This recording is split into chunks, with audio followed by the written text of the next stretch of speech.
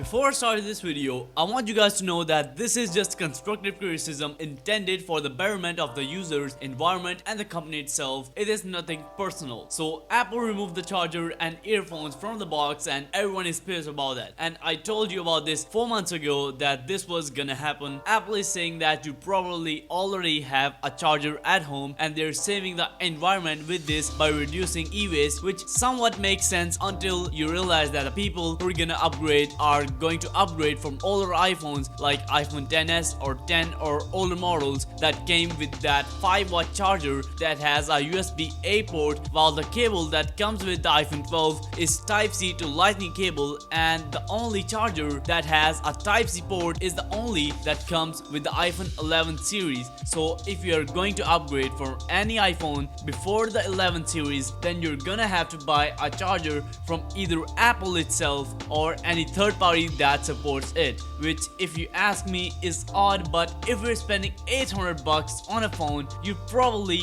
can afford to buy a $20 charger too. But here is where things get interesting. You see, for the past few years, Apple has been making the third-party repairs harder and harder by linking the parts of an iPhone together, creating problems that only can be solved by Apple, forcing the user to get their iPhone repaired by Apple by paying an outrageous amount of money. And with this latest iPhone 12, it gets even worse. So there is this guy named Hugh Jeffery on YouTube, a massive shout out to him for exposing this issue. I'll link his channel down in the description, definitely check him out. So what he does is that he buys two brand new iPhone 12s and interchanges their displays and logic boards. Now what happens after that, the phones no longer support Face ID, the battery health doesn't appear, and the two-tone just disappear. Not only that, the camera becomes almost unusable and the phones get flooded with the messages that you have to get your phone